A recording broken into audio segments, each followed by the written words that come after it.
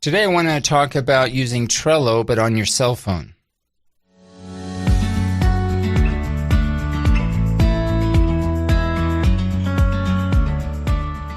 Hello and welcome to In the Classroom, an educational podcast making teaching and learning more transparent. My name is Benjamin Stewart at benjaminlstewart.org. Today I want to talk about using Trello and show an example of how to use Trello on your cell phone. Before we get into today's topic, if you have any questions, insights, or if you're using Trello yourself and want to share those experiences, feel free to reach out to me on my Twitter handle at BNLEEZ. Or if you want to be part of the Discord community, you can find the link at my website at benjaminlstewart.org.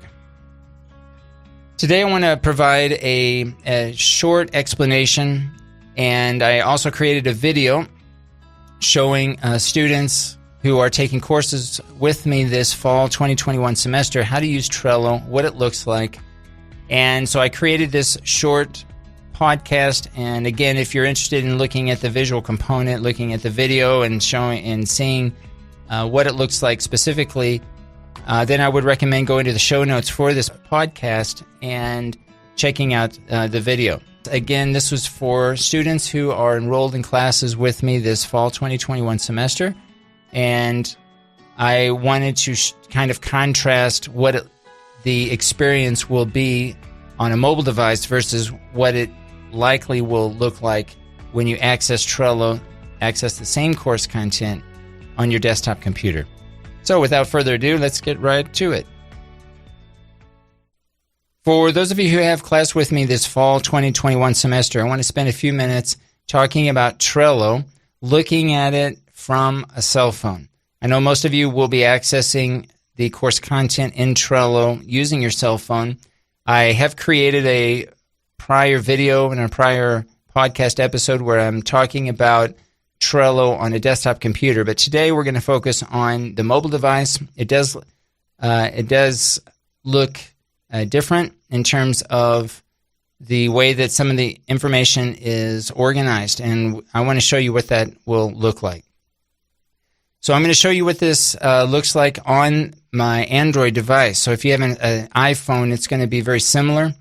The functionality is basically the same. So the first thing you want to do is make sure you go in and install the app on your phone, and then we'll sign in. Remember to sign in using your Microsoft 365 Edu account. You certainly can create a personal account if you wish, but again, my suggestion would be to use your university account, since all the course content will be under a board that lists you as a member using your university email. So when you open up Trello, if you're not familiar with it, it will default by going to your boards. Now what I've done, I have a lot of boards here, so I have some that are starred, which appear at the top of the screen.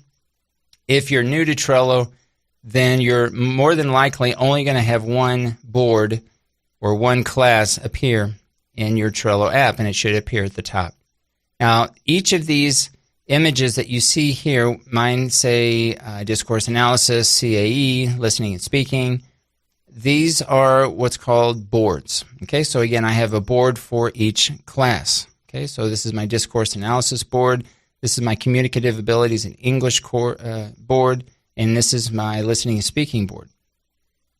So I'll show you an example in discourse analysis, but it's going to be very similar. It's going to work basically the same way regardless of which class you're taking with me this fall 2021 semester. You'll notice once you go into the board and you scroll from left to right, you'll see that we have separate lists. Each list represents a week. Now, because at the time of this recording we're just getting started, you'll notice there's a lot of information that has not been populated, that has not been included yet. But you'll notice here in week one, these are going to be some of the activities that we're going to be completing. Now, within each list, there are what's called cards. So if you go into each card, you'll notice here generally there's a description along the top. You may see some labels.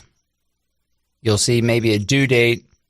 You have some options here to vote, Now there's a checklist. Now some of this information you'll have access to and some you won't as observers of this Trello board.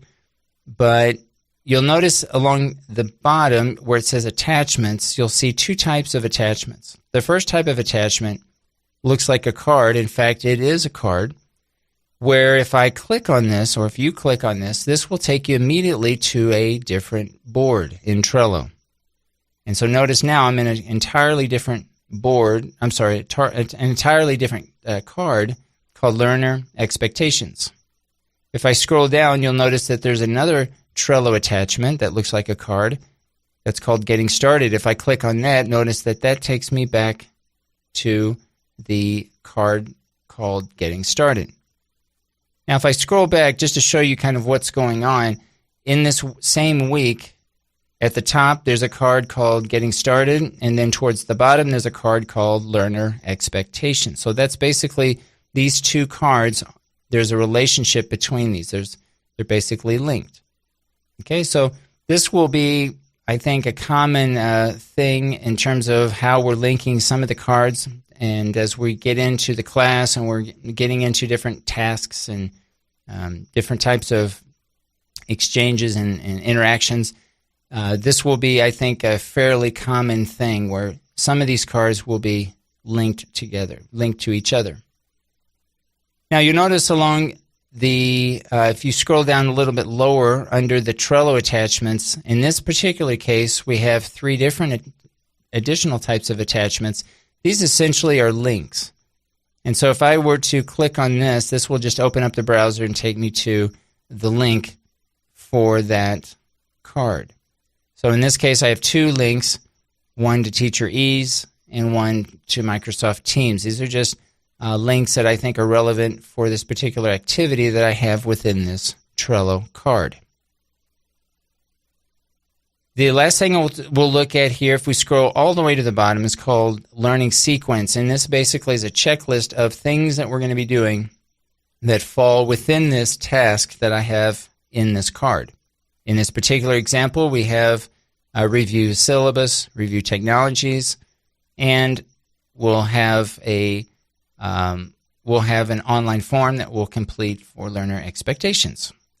All right, so this will basically be the main sections that you'll be interested in, the attachments, if there are any, and the learner sequence that will describe the steps or the tasks that we'll be doing. And of course, along the top, I'll mention again that there typically will be a description that will describe kind of, or maybe even provide instructions as to what we're going to be doing for the particular task. So this is what it looks like in or on your phone. And I will say that Trello is a very good tool if you decide that if this is something that you feel comfortable with, if you know that you have a lot of tasks, a lot of assignments and activities, things that you need to do, whether it's part of your school life or your personal life, you can easily set up your own board, and it essentially works on what's called a Kanban system. And this is a very simple example where I have one list called Inbox, I have another list called To Do, I have another one called Pending, and then Done. So you can easily go in, let's say that you have some ideas that you're not sure yet when they're going to be due, but you can create your own card. And let's say that you open this up and you can give it, a description. You can provide your own labels. Okay, you can edit your labels and color code those as you wish. But you can assign a date. Let's say that you assign a date for today. And you go back and say, okay, this is actually something now that I'm going to be working on. You can click and drag and bring it over to the to-do list. Let's say you have completed the task and you're waiting, let's say, for a grade from the teacher, or maybe you're waiting for something to be completed from a teammate. You can move it over to the pending list, and then finally you'll bring it over to the done list when it's completed. The last thing you can do, you can leave those as long as you want in the done column, but over time you might accumulate a lot within this list.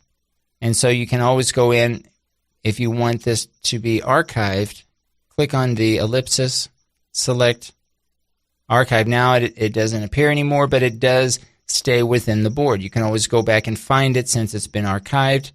It hasn't been deleted. You can always add lists as you wish, and of course you can always change the name of the list as you wish if you want to personalize this whatever makes sense to you. This is very versatile in that sense, but this is just a very general way that you can use Trello outside of our class, maybe that will help you organize some of your activities and your responsibilities.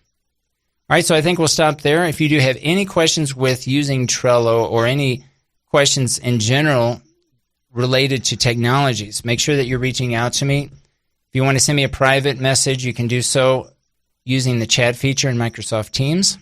If you want to send a public question, you can do so by going into Microsoft Teams under the post section and post your public question.